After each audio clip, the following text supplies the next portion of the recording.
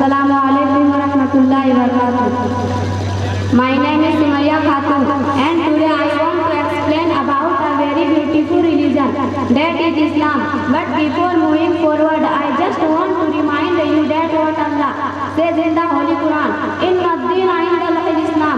That means no doubt Islam is the only religion to Allah. Islam is a religion of Muslims.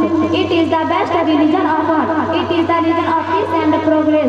The meaning of Islam are obedience and faithfulness to Allah. Islam teaches that Allah is one. No one is like him. And the Holy Prophet Muhammad, peace be upon him, is the last messenger of Allah.